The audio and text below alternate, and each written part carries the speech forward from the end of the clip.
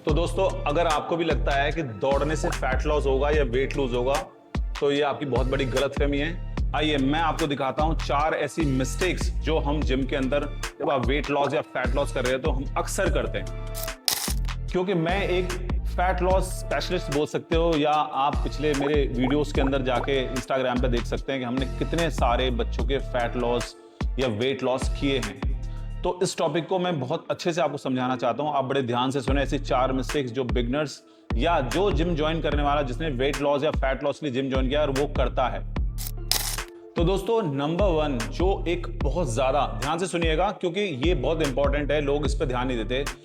एक बॉडी की एक साइंस को समझिए आप। हमारी बॉडी एक, यानी ये जो स्टमक एरिया है, ये हमारा एक गोडाउन है। गोडाउन के अंदर क्या होता है, अगर बहुत ज्यादा सामान पड़ा हो तो पहले अगर उस गोडाउन को खाली करना हो तो जो सामान अंदर पड़ा है उसको निकालना पड़ता है। यानी कि जो फैट या विसरल फैट जिसे बोल सकते हो, आपकी बेली के अराउंड जो फैट होता है वी कॉल्ड विसरल फैट, आप उसको तभी निकाल सकते हो जब आप बाहर से उसकी सप्लाई कम करेंगे। तो आपने क्या करना है, कैलोरी डेफिसिट में जाना पड़ेगा, आपको अंडर 2000 कैलोरी रहना पड़ेगा।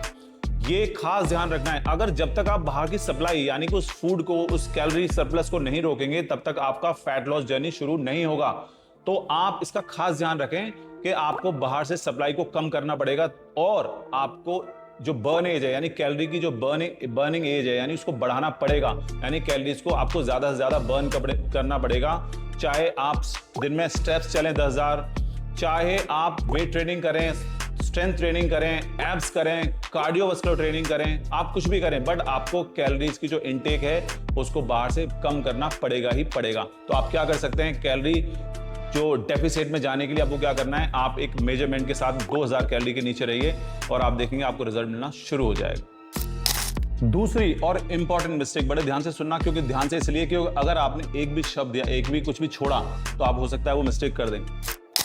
अक्सर हम क्या करते हैं कि जब हम मोटिवेट होते हैं किसी को देख के या किसी को सुन के, तो आप क्या करते हैं, हम क्या करते हैं, हमने जिम ज्वाइन किया, हम जिम गए, हम हफ्ते 10 दिन तक जिम जा रहे हैं, क्रैश डाइट कर रहे हैं।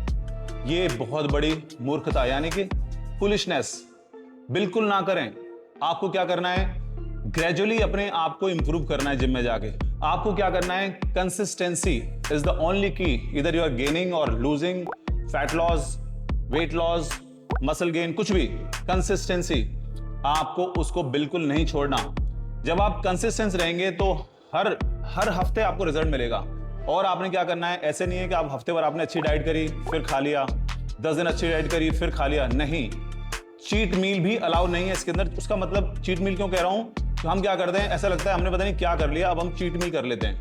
चीट मील बिल्कुल नहीं करना, क्योंकि वो जो विसरल फैट है वो बहुत टाइम का जमा हुआ फैट है, स्टोर फैट है। वो तब निकलेगा जब आप उसकी सप्लाई बिल्कुल बंद कर देंगे। नहीं तो आप क्या करेंगे, 10 दिन जिम जाएंगे, अच्छे से वर्कआउट करेंगे, अच्छे से कार्डियोवास्कुलर ट्रेनिंग करेंगे, फिर चीट मील करेंगे, फिर वापस आ जाएंगे वहीं पर। आप थोड़े दिन के बाद डिमोटिवेट हो जाएंगे और उसके बाद आप जिम छोड़ देंगे। तो ये दूसरी बड़ी मिस्टेक जो अक्सर लोग फैट लॉस जर्नी के अंदर करते हैं। थर्ड और इंपॉर्टेंट, एक आप एड ऑन कर सकते हो कुछ दिन के लिए, that is called intermittent fasting, यानी कि 14 से 16 घंटे की फास्टिंग। यानी आपने आज सुबह 10 बजे खाना खाया, वो भी 2000 कैलोरी के अंदर भी रहना है आपने, और आपने शाम को 6-7 बजे के आसपास उसको, आपकी जो फूड विंडो है उसको क्लोज कर दिया। यानी कि उसके बाद आपने कुछ नहीं खाना। पानी ले सकते हैं, ग्रीन टी ले सकते हैं, या अगर बहुत ज्यादा क्रेविंग हो रही है तो आप कोई फ्रूट ले सकते हैं। स्पेशली अगर आप पपाया लेंगे तो ज्यादा बेटर है, वो आपको फैट लॉस जर्नी में हेल्प करेगा। तो क्या होगा, जब आप ये फास्टिंग करेंगे तो आपकी बॉडी जो स्टोर फैट है उसको ज्यादा बर्न करेगी। नंबर 4 द मोस्ट इंपॉर्टेंट, चौथा नंबर इसलिए इंपॉर्टेंट है कि हम क्या गलती करते हैं कि हम ज्यादातर बता रहा हूं आपको कि हम कार्डियो और एब्स के कॉम्बिनेशन को जो है ना हम अलग अलग करते हैं। तो आपने क्या करना है, हफ्ते में 3 दिन एब्स और कार्डियो में अगर आप फास्टेड कार्डियो करेंगे, यानी कि अगर आप फास्टिंग पे हैं, सुबह के जो 3rd नंबर पे मैंने बताया आपको, इंटरमिटेंट फास्टिंग पे हैं और आप सुबह ब्लैक कॉफी लेके वर्कआउट कर रहे हैं, तो वो बहुत ज्यादा बेनिफिशियल होगा, स्पेशली फैट बर्न करने के लिए। आप फास्टेड कार्डियो रखें, आप अपना वर्कआउट खत्म करने के बाद भी कार्डियो वास्कुलर ट्रेनिंग कर सकते हैं, जैसे जंप एंड जैक ले सकते हैं, स्पॉट रनिंग ले सकते हैं, या कोई भी कंपाउंड मूवमेंट्स की एक वर्कआउट रख सकते हैं। तो आप इसको जरूर इंक्लूड करें और आपको रिजल्ट बहुत ज्यादा फास्ट मिलेंगे। बशर्ते आपको डिसिप्लिन में रहना है, यानी कि आपकी डाइट का डिसिप्लिन, आपके वर्कआउट का discipline under guidance of your coach बहुत इंपॉर्टेंट है।